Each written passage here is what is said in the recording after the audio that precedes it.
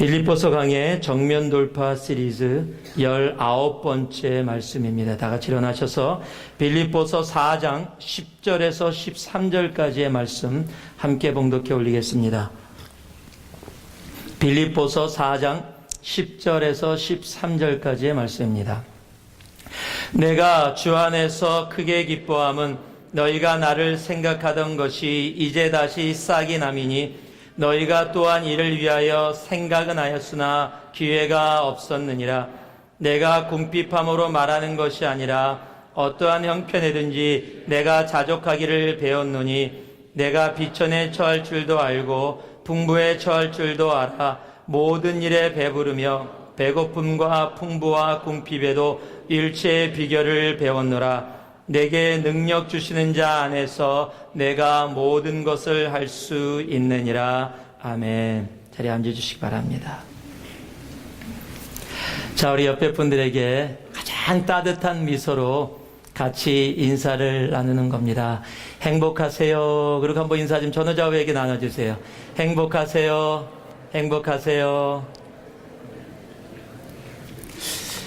이런 인사를 들으면은 마음이 그냥 편안하시죠? 따뜻하게 나눌 수 있습니다. 그런데 인사를 이렇게 조금 바꿔보면 어떨까요? 서로를 보면서 행복하십니까? 예. 아마 그러면 조금 반응이 다를 겁니다. 행복하세요 라는 단어는 그냥 편하게 받아들일 수 있었는데, 나를 위해서 축복의 말이니까 그냥 따뜻하게 받을 수 있었는데, 행복하십니까? 그러면 꼭 시비 거는 것 같아요. 행복하십니까? 그러면 순간적으로 내가 정말 행복한가? 행복하다라고 얘기할 수 있을 텐데 또 어느 순간에서는 행복하지 않은 것 같은 부분들도 있고 좀 혼동이 되어지기도 할 것입니다. 세상의 모든 사람은 다 행복을 원합니다. 그러나 세상의 모든 사람이 다 행복하다고 이야기할 수는 없을 겁니다. 모든 사람들이 행복하기를 원하는데 왜 행복할 수 없을까요? 대체 그 행복은 어디에 있는 걸까요? 더러는 그 행복을 물질적인 부분에서, 경제적인 부분에서 찾는 사람들도 있습니다. 2012년에, 즉 매년마다 영국에서 조사하는 것이 하나 있는데 2012년에 조사됐던 것이 있습니다. 그것이 국가별 행복지수라는 겁니다. HPI라고 불리는 건데 여러 가지 조건을 보면서 이것을 조사합니다. 삶의 만족도, 기대 수명, 환경 오염, 또 여러 가지 팩터들을 모아서 그 팩터들을 가지고서 이 국가가 얼마나 행복하다고 생각하고 있는가를 조사하는 겁니다. 그런데 2012년에 한 나라가 1등을 했습니다. 그 나라 이름이 비투니아라는 나라입니다. 처음 무슨 나라야? 그러시는 분이 계실 겁니다. 저도 이 글을 보면서 처음 알았습니다. 비투니아라는 나라가 있구나. 80여 개의 섬으로 이루어진 나라입니다. 인구가 20만 명밖에 안 됩니다. 1년 총 국민 소득이 3,000불입니다. 그러니까 굉장히 가난한 나라입니다. 그런데 행복하다고 느끼는 데는 1등이라는 겁니다. 그것뿐만이 아닙니다. 2등이 어딘지 아세요? 콜롬비아입니다. 아직도 내전들이 일어나고 있는 막 그런 나라입니다. 3위가 코스타리카입니다. 4위가 도미니카입니다. 5위가 파나마입니다. 하나도 부유한 나라가 없습니다. 전부 다 가난한 나라고요. 오히려 경제적으로 도움을 받고 있고 받아야 될 나라들인데 이 나라들이 전부 다 1등에서 5등을 했습니다. 우리는 행복하다. 그럼 우리가 살고 있는 미국은 몇 등인지 아십니까? 행복하다고 느끼는데 171개국 중에 150등입니다. 그럼 우리가 태어난 한국은 어떤가요? 한국은 102등입니다. 일본이 몇 등인지 아십니까? 95등입니다. 예수를 알지 못하는 일본이 예수를 잘 알고 있는 한국보다 더 행복하다라고 느끼고 있다라는 사실입니다. 여러분, 경제력이 행복을 가져다 주지 않습니다. 우리가 살고 있는 환경도 또한 마찬가지입니다. 내가 누리고 있는 것들 때문에 내가 행복하고 행복하지 않은 것도 또한 아닙니다. 바로 옆에 있는 스탠포드 의대에 필립 M. 하러라는 박사님이 재미있는 조사를 하나 했습니다. 그 조사가 뭐냐면 지구 전체 인구를 100명만 있는 마을로 생각한 겁니다. 지구 전체를 100명만 있는 마을로 생각해서 여러 가지 통계를 냈는데, 그랬더니 100명 중에 57명이 아시아인, 21명이 유럽인, 14명이 아메리카인, 그리고 8명은 아프리카 사람입니다.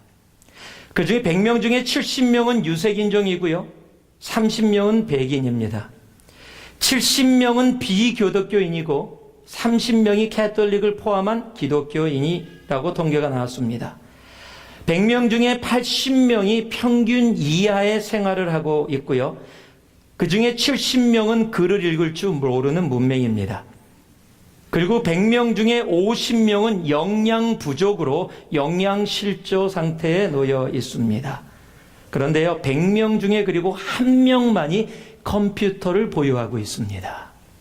컴퓨터 갖고 계시죠? 여러분, 100명 중에 1명입니다. 쉽게 얘기하면 상위 1%예요. 그래서 컴퓨터 있으셔서 행복하십니까? 아니지요. 여러분, 이 통계로 따지면 내가 상위 1%인데 여러분, 정말 내가 컴퓨터를 갖고 있고 상위 1%라고 사람들이 얘기해 주고 있기에 내가 행복을 느끼고 있습니까? 아니라는 사실입니다. 내 환경이 어떤 모습이냐, 그것으로 내가 행복을 찾지는 못합니다. 그래서요, 독일의 시인 칼 버스라는 사람이 그 마음을 시에다가 담았습니다. 이런 시를 써갔습니다. 산 너머 고개 너머 먼 하늘에 행복은 있다고 사람들은 말하네. 아, 나는 남 따라 찾아갔다가 눈물만 머금고 돌아왔다네. 산 너머 고개 너머 더욱더 멀리 행복은 있다고 사람들은 말하네. 뭡니까? 산 너머에 행복이 있다 그래서 갔더니 행복이 없다는 겁니다. 그래서 눈물을 머금고 돌아왔더니 사람들이 거기 말고 한 고개 더 넘어야 되는데 그 고개 넘으면 또 한 번 더 넘으라고 얘기할 겁니다. 즉, 행복은 먼 곳에 있어서 내가 찾아가면 찾아갈수록 찾을 수 없는 것이다 라는 한탄이 섞여 있는 시입니다. 그렇다면 대체 행복은 어디 있는 걸까요?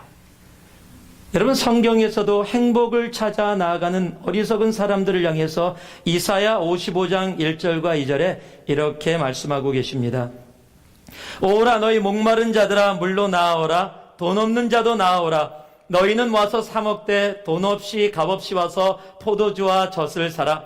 너희가 어찌하여 양식이 아닌 것을 위하여 은을 달아주며 배부르게 하지 못할 것을 위하여 수고하느냐. 내게 듣고 들을지어다. 그리하면 너희가 좋은 것을 먹을 것이며 너희 자신들이 기름진 것으로 즐거움을 얻으리라.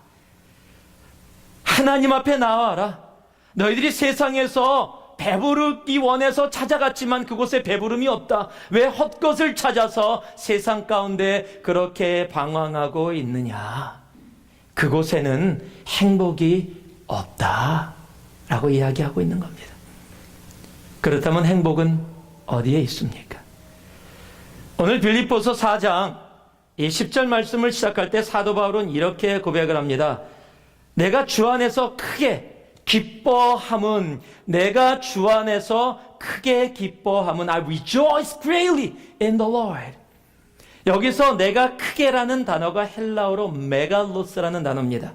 이 단어의 뜻이 대단히, 몹시라는 뜻을 갖고 있습니다. 그리고 기뻐하다라는 단어는 카이로라는 헬라어인데 이 단어의 뜻은 기뻐하다, 나는 행복하다라는 단어의 뜻을 포함하고 있습니다. 그래서 이 말씀을 묵상하면서 오늘의 말씀의 제목을 기도하다가 요즘 아이들이 많이 쓰는 말, 그리고 우리들이 다 알고 있는 말, 대박 행복합니다 라는 말로 내가 크게 기뻐함은 사도 바울의 고백을 우리 현대어로 제가 좀 바꿔봤습니다. 이 대박이라는 말을 쓰려고 하는데 함께 주보를 준비하던 자매가 그러더라고요. 목사님, 대박은 그런 식으로 얘기하면 안 됩니다. 어떻게 얘기해야 되는데요? 대박을 이야기할 때는 대박 이렇게 얘기해야 된대요. 그냥 대박 그러면 뜻이 안 나오는 거래요. 그래서 제가 연습해 봤습니다. 대박 행복합니다. 자, 한번 따라해 보실래요? 나는 대박 행복합니다. 안 행복한 것 같아요, 별로. 나는 대박 행복합니다. 여러분, 이 단어, 대박이라는 단어, 우리 이 하늘이 한글 학교를 보냈더니 배웠던 두 단어 중에 하나입니다. 헐, 대박. 요 두 단어를 한글 학교에서 배웠습니다. 다른 거 배우랬더니 그래서 말만 하면은 조금 대화하다가 헐, 조금 대화하다가 대박. 아마 제가 하도 하늘이한테 많이 들어서 이 머리에 박혔나 봐요.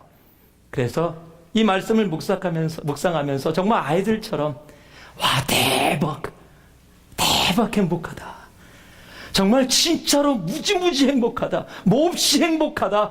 표현되어질 수 없을 만큼 행복하다. 여러분, 사도 바울의 이 대박 행복하다, 내가 크게 기뻐한다라는 고백은 어떠한 상황 속에 이루어졌을까요? 오늘 이 말씀 속에서 그 사도 바울이 크게 기뻐할 수 있었던, 대박 행복할 수 있었던 이유들을 몇 가지 찾아보기를 원합니다. 우리 10절 말씀 같이 한번 보겠습니다. 자, 10절 말씀 같이 한번 읽겠습니다. 시작. 내가 주 안에서 크게 기뻐함은 너희가 나를 생각하던 것이 이제 다시 싹이 남이니 너희가 또한 이를 위하여 생각은 하였으나 기회가 없었느니라. 한번 따라해 주시기 바랍니다. 행복은 사랑 표현에 있습니다. 사도 바울은 빌립보 교회를 위해서 사역을 하면서 빌립보 교회에서 아무 서포트도 받지 못했습니다. 오히려 다른 교회에서 물질적인 도움을 받으면서 빌립보 교회를 위해서 열심히 섬겼고 사역을 했습니다. 그런데 이제 빌립보 교회가 사역을 하고 있는, 빌립보 교회뿐만 아니라 여러 교회들을 섬기고 있는 사도 바울에게 처음으로 물질적인 도움을 준 겁니다. 그 물질을 받고 나서 사도 바울이 와, I greatly rejoice. 나는 대박 행복하다라고 고백을 하게 된 겁니다. 역시 사도 바울도 물질에 약하구나. 돈 받으니까 행복하다 그러는구나. 아닙니다. 지금 돈을 받아서 행복하다고 얘기하고 있는 게 아니에요. 지금 행복하다고 이야기하고 있는데 뭐라고 얘기하냐면, 내가 기뻐하면 너희가 나를 생각하던 것이 이제 다시 싹이 남이니.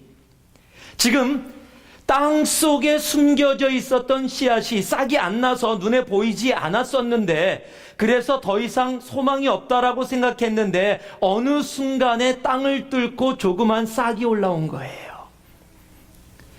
그 싹이 남을 보고서 너무 기뻤다라는 겁니다. 여러분, 영어로 보면 더 재밌게 표현되어 있어요. 10절에 at last. 여러분, 한국에서 영어 배우신 분들 at last의 뜻을 적으세요. 그럼 뭐라고 적으시겠습니까? 결국엔, 드디어. 아마 배운 대로 적으실 겁니다. At last. 그러니까 여태까지 하지 않았다가 드디어 이제 너희가 나에게 물질을 주었는데 그 물질이 아니라 너의 마음속에 쌓여있던, 나를 향하던 마음이 이제 이 물질을 통해서 땅에 심겨있던 씨가 싹이 나는 것처럼 너의 마음을 보게 되어져서, 그 표현되어진 너의 마음 때문에 내가 대박 행복하다라고 얘기하는 겁니다. 10절 말씀 뒤에 보니까 너희가 기회가 없었다, 이렇게 표현을 합니다. 너희가 그런 찬스를 갖지 못했는데 이번을 빌어서 너희가 너의 마음을 나에게 이렇게 표현해 주니, 나를 사랑하는 마음을 at last 드디어 표현해 주니 나는 기쁘기 한량없다. 여러분, 사랑 표현은 정말로 행복감을 갖고 옵니다. 제가 신방을 다니다 보면은요, 여러 가지 이 벽에 걸려있는 그림들을 자주 보게 됩니다. 참 멋있게 그린 그림들 또는 사진들이 걸려 있는데, 어떤 집은 가끔 가다 보면 액자가 무진장 좋은 액자인데 그 안에 그림이 엉망이에요. 이걸 왜 걸어놨을까? 액자값이 아깝다라고 느껴지는 그 그림의 내용들은 대부분 보면 자녀들이 부모에게 생일로, 선물로 그려준 거. 예, 그런 것이 담겨 있는데 그림 자체는 다른 사람이 보면 아무것도 아닙니다. 그 그림하고 액자 다른 사람에게 주면 그림 버리고 액자만 가질 겁니다. 그런데요, 그 그림을 벽에다가 좋은 액자 사갖고서 걸어놔요. 그리고 지나다니면서 흐뭇하게 보고요. 제가 물어봅니다. 이거 애들이, 예, 우리 애들이요. 제 생일날 선물로 준 거예요. 진짜 못 그렸어요. 근데 너무 흐뭇하게 너무 기뻐서요. 우리 애가요. 처음으로 그린 그림이에요. 왜 그렇습니까? 여러분, 사랑하는 아들이, 사랑하는 딸이 자기만을 생각해서 자기를 위해서 그려준 그림. 여러분, 거기에 행복을 느끼니까 그림 자체는 아무 값어치가 없는데 더 비싼 액자를 사다가 그렇게 벽에다가 걸어놓고 다른 사람에게도 자랑하는 겁니다. 여러분, 사랑의 표현은 사람들을 행복하게 합니다. 여러분, 사람들이 그럼 행복하지 않고 불행하다고 느끼는 가장 큰 첫 번째 이유가 뭔지 아십니까? 조사를 했더니요, 그것이 인간관계랍니다. 즉, 인간관계가 좋으면 행복하고 인간관계가 나쁘면 행복하지 않다라고 느낀다는 겁니다. 미국 카네기 재단의 조사에 의하면요, 어떤 사람이 취직을 해서 직장에서 일을 할 때 그 사람이 가지고 있는 지식과 능력은 그 사람을 성공하게 만드는 데 15% 기여를 한답니다. 그런데 그 사람이 가지고 있는 인간관계는 그 사람이 성공하는데 85% 기여를 한답니다. 여러분이 잘 아는 IBM이라는 회사에서 새로운 사람을 하열하면 그 사람을 40시간 신입사원 교육을 한답니다. 그 신입사원 교육을 할 때 40시간 교육 중에 32시간을 인간관계에 대해서 집중적으로 교육을 한다는 사실입니다. 여러분, 회사들도 그 회사가 행복하다고 사람들이 느껴지고 그러면 더 프라덕이 잘 나오고 더 성공하게 되는 것을 잘 알고 있다는 사실입니다. 여러분, 자그마한 표현이 그 인간관계 가운데 행복감을 하나님이 가질 수 있도록 허락해 주십니다.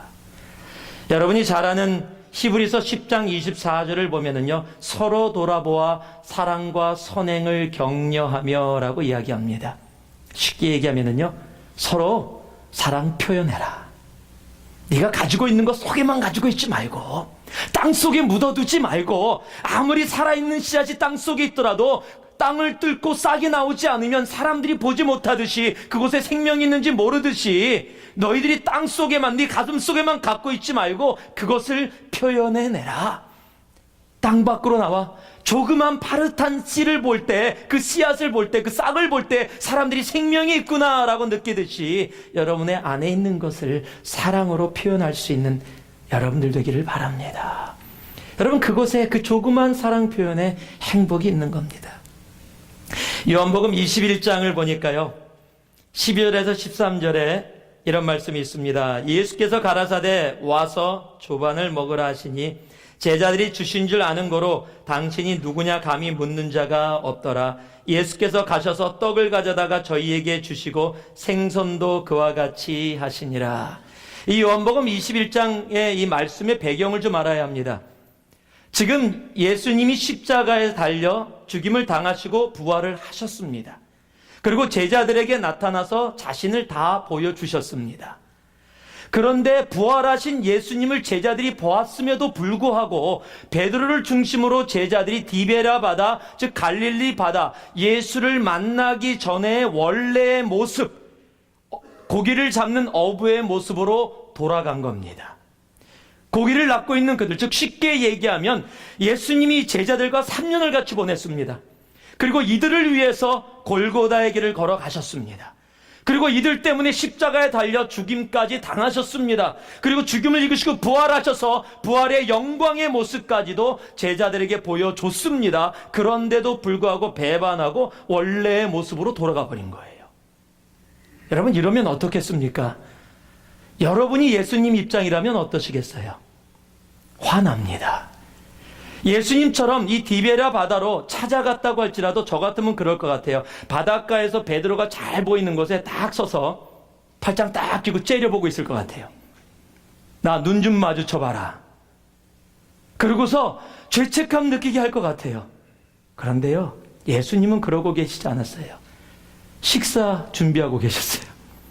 아침 식사를 준비하고 계셨어요. 그것을 보고 베드로와 제자들이 그곳에 왔어요. 아직도 자기 혼자 죄책감 느껴서 쭈삣쭈삣하고 있는 그들에게 와서 밥 먹자. 참, 이 말 진짜 좋은 말이에요. 여러분, 한국 사람들이 이 성경의 이 문화, 유대인의 문화 비슷한 게 있어요. 우리도 밥 먹자가 진짜 중요해요. 여러분, 인사 가운데도 아침 식사하셨어요? 여러분, 서로 만날 때 우리 한번 만나서 밥 먹어요. 우리 한 잔, 같이 시간 나면 또 커피라도 한 잔 하지요? 여러분, 먹는 거 진짜 중요해요. 서로 밥 먹읍시다. 밥 먹자. 예전에 정말 할머니, 할아버지들 시골 가면 그냥 공기 위로 그냥 가득 퍼졌던, 여러분, 그 사랑 함께 나누어지는, 지금 예수님이 그렇게 하는 거예요. 와서 밥 먹자. 그리고 오기를 기다리지 않고요. 말씀을 보니까 예수께서 가셔서 떡을 가져다가 주시고 구운 물고기를 가져다가 그에게 또 주십니다. 안 하셔도 되는데 아무 말씀 없이 행동으로, 밥으로 사랑을 표현해 주십니다. 여러분, 이 시작을 통해서 베드로가 회복이 되어지고요. 우리가 잘 아는 정말 죽기까지 주님을 따르는 일에 자신의 생명을 내놓고 나아가는 진정한 행복한 주님의 사도로 살아가게 됩니다.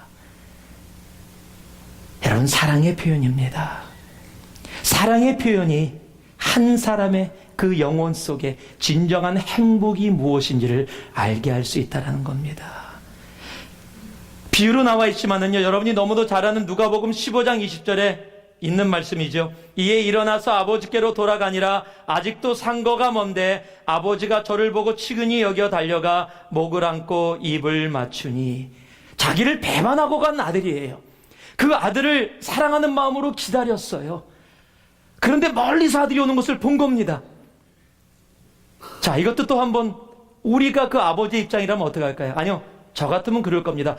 너무 보고 싶었는데 오는 거 봤어요. 보는 순간 저는 집으로 돌아갑니다. 못 본 척하고 집에 앉아 있어요. 아들이 와서 문 앞에 엎드립니다. 아버지, 용서해 주세요. 그러면 아무 소리를 안 합니다. 이틀 동안 앉혀 놓습니다. 그리고서요, 정신이 오락가락할 때 나와서 네가 이제 알겠느냐? 이번 기회에 버릇 못 고치면 못 고친다. 아마 보통 다 그렇게 생각하고 저도 그렇게 생각할 겁니다. 그런데 오늘 이 말씀에 보여진 아버지는 그렇지 않았다는 거예요. 멀리서 아들이 보지 못했는데 filled with the compassion, 치근히 여겨라는 말은요, compassion, 뜨거운 사랑이 가득 차서 어떻게 했다고요? 달려갔다라는 겁니다. 그리고 달려가서 보자마자 껴안았어요. 그리고 너무 사랑스러워서 막 입 맞췄어요. 누누이 말씀드렸지만 하나님이 한 영혼을 향해서 달려갔다라고 표현된 성경은 전체 66권 중에 누가복음 15장밖에 없습니다. 하나님이 우리를 향해 이렇게 사랑을 표현해 주셨다면 여러분, 우리도 표현할 수 있어야 합니다. 나는요, 워낙 양반집에서 오래 우리 집안이 그래서요, 제가 표현을 잘 못합니다. 남자가 너무 그렇게 표현하는 거 아니지 않습니까? 그렇습니까? 그럼 하나님은요? 예수님은요? 예수님은 죄송합니다, 이렇게 상놈입니까? 우리 하나님은 양반이 아니라서 이런 식으로 사랑의 표현을 우리에게 보여주십니까? 여러분, 예수님도 십자가에 죽기까지 우리에게 사랑을 보여주셨습니다. 여러분, 그렇다면 우리도 서로 사랑을 그렇게 나누며 표현하며 나아갈 수 있어야 합니다. 남편이 회사에 있습니까? 여러분, 아내가 한번 카톡 보내보세요. 거기 하트 있는 이모티콘 딱 찍어갖고 여보, 바쁘지? 피곤하지? 사랑해. 그럼 피식 웃을 거예요. 그런데도요, 너무 마음이 따뜻해지는 거 알아요? 남편분들 일하다가 정말 바쁜 시간인데 전화 한번 걸어보세요. 여보세요? 네? 나야? 뭐요? 뭐 시킬 일이 있어요? 뭐 빠뜨린 거 있어요? 그럴 거예요. 아니, 그럼 왜요? 그냥 목소리 듣고 싶어서 걸었어. 그날 반찬이 바뀌어요. 아무것도 아닌 것 같죠? 조그만 사랑의 표현인데요. 아무것도 아닌데. 여러분, 자녀들이 말썽을 피워요. 자녀들이 학교 돌아오는데요. 그냥 오자마자 그냥 보면은 여러분이 회사 갔다 와서 그냥 꼭 깨워놔 주세요. 아들, 딸, 너무 사랑해. 그럼 얘네들이 박차고 나갈 겁니다. 그네들은. 아버지 왜 이러냐고 징그럽다고. 그런데 그 마음에 행복감이 스며들기 시작합니다. 여러분, 사랑의 표현. 성도들 간에도 마찬가지예요. 서로 끝나고 서로 이문을 나서면서 이 펠로시볼에서 함께 만나면서 환한 미소로 형제님, 자매님 대박 행복하세요. 그럼 얼마나 좋겠어요. 얼마나 기분 좋겠어요. 그런데 꼭 이러는 분들 가끔가다 있죠. 같이 만나서 기쁨으로 밥 먹는데 행복하십니까? 여러분, 정말 사랑의 표현, 그 사랑의 표현이 우리 삶 속에 하나님이 허락해 주시는 행복을 가지고 옵니다. 하나님이 그렇게 표현하셨다면, 예수님이 그렇게 하셨다면 우리도 그 사랑으로 서로에게 나아갈 수 있어야 합니다. 사랑의 표현 가운데 정말로 주님이 기뻐하시는 그 행복 안으로 들어가는 여러분 되기를 주님의 이름으로 축복합니다. 두 번째는요, 11절과 12절에 있습니다. 같이 한번 읽어보겠습니다. 시작. 내가 궁핍함으로 말하는 것이 아니라 어떠한 형편에든지 내가 자족하기를 배웠노니 내가 비천에 처할 줄도 알고 풍부에 처할 줄도 알아 모든 일에 배부르며 배고픔과 풍부와 궁핍에도 일체의 비결을 배웠노라. 한번 따라해 주세요. 행복은 만족함에 있습니다. 사도 바울이 선물을 받고 그 재정적인 도움을 받고 크게 기뻐한다, 대박 행복하다고 이야기한 것은 돈을 많이 받았기 때문이 아닙니다. 분명히 정확하게 이야기하고 있습니다. 내가 너희에게 이것을 받았기 때문에 이렇게 얘기하는 것이 아니라 나는 자족하기를 배웠다. 가난해도 부해도 어려운 형편에도 좋은 형편에도 이미 취할 줄 알기 때문에 너희들이 물질을 보내줬기 때문에 내가 기뻐하고 행복하다고 이야기하는 것이 아니다. 나는 이미 행복할 이유를 알고 있다. 그것이 뭐냐? self-content. 내가 자족함을, 예수와의 함께 걸어가는 삶을 통해서 내가 이미 알고 있기에 나는 이미 너희들이 더해주는 물질이 있느냐 없느냐에 움직여지는 행복이 아니라 사랑의 표현 때문에 행복하다고 얘기했지, 너희들이 보여준 사랑 때문에 행복하다고 했지, 이 물질의 양 때문에 행복하다 행복하지 않다 이야기하는 것이 아니다라고 이야기하는 겁니다. 여러분, 자족함에, 인생의 만족함에 행복이 있습니다. 근데 문제는 만족하기를 쉽지 않다라는 겁니다. 영국의 한 콘 경이라는 어떤 귀족이 있었습니다. 하루는 일을 가기 위해서 2층에서 내려오고 있는데 자기를 여태까지 오랫동안 섬겼던 집에서 일하는 한 하인이 근심 어린 얼굴로 혼자 이렇게 중얼거리는 거예요. 5파운드만 있으면 이 문제가 해결될 텐데. 5파운드만 있으면 해결될 텐데. 아마 5파운드가 필요한데 정말 중요한 일에 써야 되는데 없어서 고민을 하고 있는 그 소리를 들었습니다. 그래서 내려오다가 다시 올라가서 지갑에서 5파운드를 꺼냈습니다. 그리고 내려오면서 그 하인을 불러서 여기 5파운드 있네. 어떤 어려운 문제인지 모르지만 이거로 그것을 해결하게나. 얼마나 감사해요. 너무 기쁨으로 감사함으로 받았습니다. 감사합니다, 감사합니다 인사하고 콜튼갱이 밖으로 나가니까 갑자기 얼굴 색깔이 변합니다. 갑자기 막 화를 냅니다. 그리고 막 땅을 칩니다. 그러면서 이렇게 얘기합니다. 죄송합니다, 젠장, 그럼 10파운드라고 할걸. 예, 사람은요 그런 존재예요. 5파운드를 받으면 또 더 많은 것을 원하는, 하나를 가지면 2개를 원하는 존재가 바로 우리 사람들입니다. 만족하질 못해요. 환경에 의지해서 그 환경에서 무엇을 찾기 위해서 5파운드가 아니라 10파운드, 10파운드라면 20파운드, 20파운드라면 40파운드를 더 원하는 존재가 바로 우리이기 때문입니다. 제가 여러분께 한번 물어보겠습니다. 절대 옆 돌아보지 마시고 그냥 속으로만 대답하세요. 여러분의 아내 만족하십니까? 절대 돌아보지 마세요. 예, 큰일 납니다. 아내분들에게 물을게요. 여러분의 남편 만족하십니까? 예. 속으로 어떤 분들 지금 혼자 막 대답할까 말까 안 하셔도 됩니다. 여러분, 우리들 삶 속에 완전한 만족이란 있을 수 없습니다. 여러분, 그 만족은 주님께서 허락해 주시는 것이기 때문에 그렇습니다. 그래서 사도 바울도 내가 자족하기를 뭐했다? 배웠다라고 이야기하는 겁니다. 고린도후서 12장 9절을 보니까요, 이런 말씀이 적혀 있습니다. 내게 이르기를 내 은혜가 내게 족하다. But Jesus said to me, my grace is sufficient for you. 여러분, 이 이야기는 사도 바울이 몸에 병이 있었습니다. 이 병 때문에 복음을 전하는 일에 굉장히 어려움이 많고 방해를 많이 받은 겁니다. 신학자들이 얘기를 그것이 간질병이었다고도 얘기하고, 예수를 다메섹에서 만났을 때 눈이 어두워졌다 밝아져서 그것 때문에 생겨진 눈의 병이라고도 얘기하고 우리는 알지 못합니다. 다만 분명히 몸에 병이 있었는데 그 병이 사도 바울을 많이 괴롭힌 겁니다. 그래서 하나님 앞에 기도했습니다. 하나님, 이 병에서 낫게 하여 주시옵소서. 여러분, 사도 바울이 어떤 사람이에요? 수건을 떨어뜨렸더니 손수건을 잡는 사람이 병이 낫고 귀신이 쫓겨나가는 엄청난 능력을 가지고 있는 사람입니다. 하나님의 쓰임받는 사도입니다. 그가 하나님께 기도하는데, 하나님하고 친한 사람인데 응답해 주실 것 같은데, 그렇게 간절히 기도했는데 하나님의 답이 뭐예요? My grace is sufficient for you. 야, 너는 충분해. 그냥 계속 아파라. 쉽게 얘기하면 그거예요. 기도 응답 안 들어주겠다. No 라고 얘기한 거예요. 여러분, 그런데 크게 기뻐함은 내가 너무 행복하다. 이러므로 도리어 크게 기뻐함은 내가 행복하다라고 얘기할 수 있는 이 행복은 어디서 나온 걸까요? 노라고 얘기했는데요. 안 들어주겠다라고 했는데요. 자녀를 위해서 열심히 기도했는데 하나님의 응답이 노라고 그러는데요.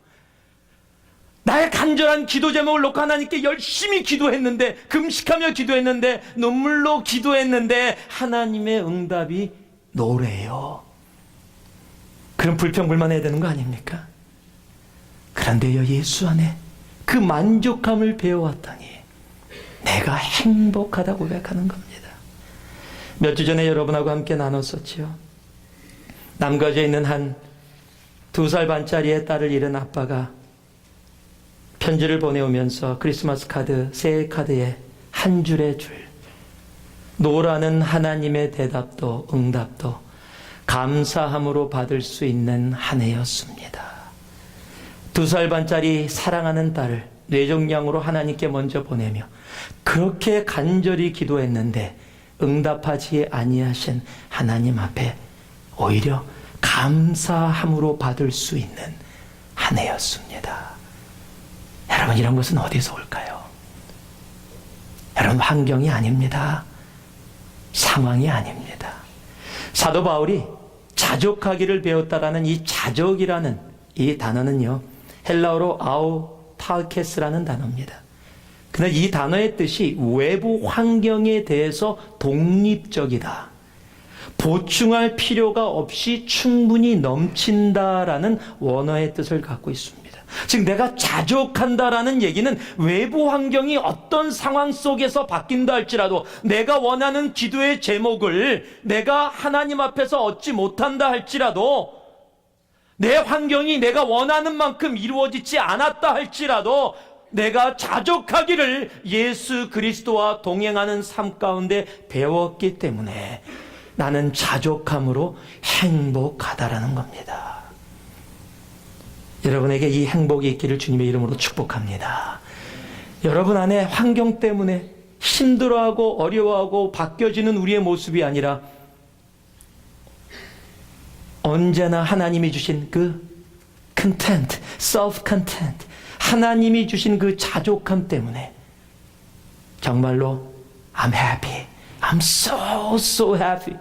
정말 내가 그렇게 행복하다고 고백할 수 있기를 진심으로 바랍니다. 마지막으로요, 13절 말씀에 우리 적혀 있는 말씀, 우리가 너무도 잘 아는 말씀이죠. 함께 봉독해 올립니다. 함께 합니다. 내게 능력 주시는 자 안에서 내가 모든 것을 할 수 있느니라. 한번 따라해 주실래요? 행복은 예수 안에 있습니다. 이 4장 13절 말씀은 가장 오해받는 구절 중에 하나입니다. 내게 능력 주시는 자 안에서 내가 모든 것을 할 수 있다. 보통 이 비즈니스 새로 시작하시는 분 사무실 가면 꼭 걸려있는 구절 중에 하나입니다. 또 하나의 구절은 내 시작은 미약했으나 내 나중은 심히 창대하리라. 여러분 그 구절도 컨텍스트를 보면은 거기다 안 걸어 놓으실 겁니다 아마. 여러분 이것도 마찬가지입니다. 내게 능력 주시는 자 안에서 내가 모든 것을 할 수 있다. 이 말씀 은혜됩니다. 우리도 함께 나눕니다. 그러나 이 말씀이 어떤 말씀입니까? 지금 이 말씀이에요. 내가 복음을 전하면서 빈에도 처하고 부에도 처하고 환경이 막 바뀌어서 어떨 때는 며칠 동안 못 먹고 어떨 때는 배부르게 먹고 어떨 때는 모든 환경이 좋은 데서 숙박하면서 복음 전하고 어떨 때는 길거리에서 잠도 제대로 못 자면서 그런 상황 속에 살아갈 수 있게 되는데 그 환경과 상관없이 내가 행복하다라고 외칠 수 있게 된 이유, 그 일체의 비결, the secret을 배웠는데 그 배움이 어디에 있느냐? 그 비밀이 바로 이것이다. 그래서 4장 13절은 결론이에요. 내가 행복하다고 얘기할 수 있었던, 환경을 뛰어넘어 행복하고 물질 때문이 아니라 내가 행복하다고 이야기할 수 있었던 이유의 그 비밀이 무엇이냐? 내게 능력 주시는 자 안, 예수 그리스도 안에 있기에. 진짜 행복은요, 예수 안에 있습니다. 여러분 다른 데 있는 것이 아니에요. 여러분 이 비즈니스에 이 성경 구절 걸어 놓으신다면, 이 컨텍스트에 맞춘다면 이렇게 고백하는 겁니다. 하나님, 망해도 행복합니다. 잘 돼도 행복합니다. 그런 믿음의 고백을 걸어 놓는 거예요. 왜요? 주님 안에서 나는 이미 사업이 잘 돼도 사업이 잘 안 돼도 나는 행복합니다. 이렇게 고백되는 거예요. 그래도 걸어 놓으시겠죠? 더 많이 걸어 놓으셔야죠. 주님 앞에 진정한 행복이 무엇인지를 안다면은요. 요즘 사람들이요, 참 행복 여러 군데서 찾아요. 정말 안타까워요. 얼마 전에 신문을 봤더니 프랑스의 한 옷가게가 이런 캠페인을 했습니다. 옷을 공짜로 드립니다. 그러니까 공짜로 준다니까 여자 옷가게인데 난리가 났습니다. 그 시간대에 몇 시부터 몇 시까지 모이는데 사람이 엄청 모였어요. 그런데 그 조그만 옷가게의 그냥 프로모션인데 기자들 두고 가서 사진을 찍느라고 난리가 났습니다. 이유는 이겁니다. 옷을 공짜로 주는데 속옷만 입고 들어오면 옷은 반값, 나체로 들어오면 공짜. 그런데 무진장 많이 들어갔다라는 사실이에요. 그거 찍으려고 기자들이 또 거기 달려갔어요. 야, 굉장하죠? 여러분 하시겠습니까? 요 근처에서 큰 옷가게에서 나체로 들어오면 공짜. 아, 그러면 마스크 쓰고 얼굴 가리고요. 야, 그렇게까지 그 옷을 갖기 위해서. 여러분 그곳에 무슨 그렇게 큰 기쁨이 있을까요? 여러분 한국에서 요즘 제일 들어가기 힘든 대학교의 한 과가 어떤 과인지 아십니까? 법대요? 의대요? 아니에요. 한국 실용음악과입니다. 실용음악과가 뭡니까? 가수 되겠다는 과입니다. 경쟁률이 261대 1이랍니다. TV에 보이는 가수들 보면 너무 행복해 보이는 거예요. 젊은 날에 돈도 많이 벌고 유명해지고, 그러니까 거기에 행복이 있는 줄 알고 모든 노래 조금 부른다는 사람은 다 모인 거예요. 그래서 경쟁률이 한국 실용음악과, 서울대가 아닙니다. 좋은 대학교도 그런 거 아닙니다. 근데 한국 실용음악과가 있는 대학교에 261대 1의 경쟁을 뚫고 거기에 들어가기 위해서요. 그곳에 자신의 행복이 있는 것처럼 사람들이 오해를 하는 겁니다. 여러분 행복은 그런 곳에 있지 않습니다. 신명기 33장 29절에 보니까요, 하나님의 말씀이 이렇게 선포를 합니다. 이스라엘이여, 너는 행복자로다. 여호와의 구원을 너같이 얻은 백성이 누구뇨? 너는 행복자로다. 누구 때문에? 하나님 때문에. 여러분, 영적인 이스라엘인 우리가 행복하다고 성경은 선포해 주시는 겁니다. 왜요? 바로 예수 그리스도로 인하여. 여러분이 잘 아는 요한복음 4장에 보면 사마리아 여인이 물을 길러 우물가에 나옵니다. 그곳에서 예수를 만납니다. 그 여인이 그곳에 우물가에 물을 길어 나올 때는 낮입니다. 낮에 나왔다는 상황은 사람들을 만나기 싫다라는 그런 문화적인 배경을 갖고 있습니다. 너무 사막이라서 덥기 때문에 낮에는 물을 보통 사람은 길러 나오지 않습니다. 그 시간에 나왔다는 것은 사람을 만나고 싶지 않다라는 얘기입니다. 또 그곳에 온 이유는 물을 기르러 나왔습니다. 그런데 그녀가 예수를 만납니다. 보통 대화를 나누다가 자신의 삶을 깨닫고 5번째, 6번째 남편은 아니다 얘기하는 과정 속에서 예배에 대한 이야기가 오고 가고 그 가운데 예수가 메시아임을 알고 만나게 됩니다. 그리고 나서는요, 4장 28절에서 30절에 이렇게 기록하고 있습니다. 여자가 물동이를 버려두고 동네로 들어가서 사람들에게 이르되 내가 행한 모든 일을 내게 말한 사람들을 와서 보라. 이는 그리스도가 아니냐 하니 그들이 동네에서 나와 예수께로 오더라. 뭐라고 얘기하고 있을까? 물동이를 버려두고 어디로요? 사람이 많은 동네로 들어가 버렸어요. 사람이 싫어서 사람을 피해 나왔던 사람이, 물을 기르러 왔던 사람이 물을 기를 것도 버려두고 사람이 싫어서 피했던 사람이 사람들이 가장 많은 곳으로 들어가 그들에게 외치고 나눌 수 있게 된 이유, 바로 예수 때문입니다. 여러분, 예수가 진정한 이 땅의 행복입니다. 혹시라도 오늘 이 예배 가운데 예수를 알지 못하고 아직 구세주로 영접하지 않은 분이 계시다면 오늘 예수를 여러분의 삶의 구세주로 영접하는 은혜가 있기를 진심으로 바랍니다. 행복하기 원하십니까? 그 예수 안에 행복이 있습니다. 그러기에 하박국 3장 17절에서 18절 말씀은요, 비록 무화과 나무가 무성치 못하며 포도나무에 열매가 없으며 감람나무에 소출이 없으며 밭에 식물이 없으며 우리의 양이 없으며 외양간에 소가 없을지라도 나는 여호와를 인하여 즐거워하며 나의 구원의 하나님을 인하여 기뻐하리로다. 내가 죽을 수밖에 없는 상황이라 할지라도 내가 행복하다 이야기할 수 있는 이유는 바로 여호와 하나님, 우리 예수 그리스도 때문이다라는 겁니다. 우리 같이 한번 고백해 볼까요? 시편 23편 1절 말씀 한번 고백합니다. 여호와는 나의 목자시니 내가 부족함이 없으리로다. 다시 한번요. 여호와는 나의 목자시니 내가 부족함이 없으리로다. The Lord is my shepherd. I shall not be in want. 내가 원하는 것 하나도 없다. 왜? 주님께서 나의 목자이시기 때문에. 행복하기 원하십니까? 예수 안에 있습니다. 그 예수와 함께 하신다면 여러분은 대박 행복하신 분이십니다. 말씀을 마무리하겠습니다. 행복 전도사라고 불리는 사람이 있습니다. 닉 부이치치입니다. 그가 가는 곳마다 희망과 기쁨의 삶, 그리고 행복이 차고 넘칩니다. 더런요, 그를 만나러 대통령이 공항에, 그가 도착하는 공항에까지 나오기도 합니다. 수많은 사람들이 그를 원하고 있습니다. 그를 만나려면 수년 전에 어포인먼트를 하지 않으면 만날 수 없을 만큼 너무도 많은 사람이 그를 원하고 있습니다. 무엇이 그를 이렇게 만들었을까요? 닉 부이치치는 여러분이 아시다시피 태어나면서부터 양팔과 다리가 없는 사람입니다. 그는 자살도 생각했던 고통의 시간도 있었습니다. 그런데요, 지금은 수많은 사람들의 사랑을 받고 있고요. 2012년 2월 12일, 일부러 날짜 이렇게 정한 것 같아요. 2012년 2월 12일 아름다운 여인과 함께 결혼을 했습니다. 그리고 이제는 한 아이의 아빠가 돼 있습니다.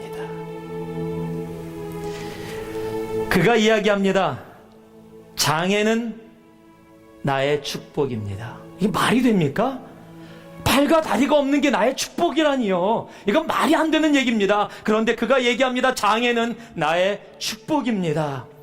왜요? 무엇 때문에요? 그의 자서전은 분명히 그의 고백을 기록하고 있습니다. 예수 때문에. 여러분, 예수 때문에 내가 가지고 있는 장애까지도 축복으로 볼 줄 아는, 나는 대박 행복합니다라고 외칠 수 있다면, 팔이 멀쩡하고 다리가 멀쩡하고 온 가족이 있고 섬길 수 있는 교회가 있고 건강이 있어서 오늘도 네 발로 운전하고 이 자리에 올 수 있었던 여러분들이라면, 여러분, 우리들도 대박 행복하다고 외쳐야 되는 거 아닙니까? 무엇이 여러분을 행복에서 멀다라고 생각하게 합니까? 예수 안에 행복이 있습니다. 조그마한 사랑의 표현함에 하나님이 허락하시는 행복이 있습니다. 그리고 환경에 있고 없고가 아니라 예수와 함께 걸어왔던 그 길 속에서 하나님이 우리에게 가르쳐주신 그 자족함에 의해서 우리는 행복하다고 외칠 수 있는 겁니다. 젊은 사람들이 함께 노래로 많이 부르는 노래 중에 한국말로 번역된 주님의 그 모든 것이라는 노래가 있습니다. CCM 가수인 크리스 탐린이라는 사람이 부른 노래입니다. 영어로는 Enough라는 노래입니다. 한번 여러분 유튜브 나중에 찾아서 한번 보시면 좋을 것 같아요. 한국어로 번역된 가사의 한 부분이 이렇게 적혀 있습니다. 나의 공급자 또 내 생명 놀라우신 하나님, 주 나의 상급 삶의 이유 놀라우신 하나님, 주님의 그 모든 것이 내 삶을 가득 채우네. 내 모든 갈증과 필요 주 사랑으로 만족시키니 부족함 없네. 영어로 뒤에 부분이 이렇습니다. And all I have in you is more than enough. All I have in you is more than enough. 주님이 나와 함께하기에 more than enough. 충분합니다. 더 필요 없습니다. 여러분, 그런 나는 대박 행복하다는 고백이 이 한 주간 여러분의 삶을 가득 채우기를 주님의 이름으로 축복합니다. 그리고 이 한 해 나는 대박 행복한 사람이다. 그것을 위해 조그만 사랑을 표현해 주시고요. 자족하기를 배워가시고요.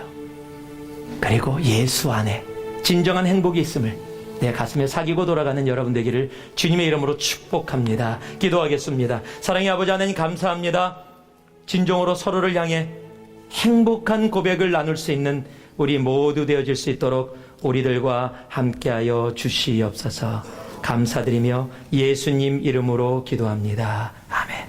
자, 옆에 분들에게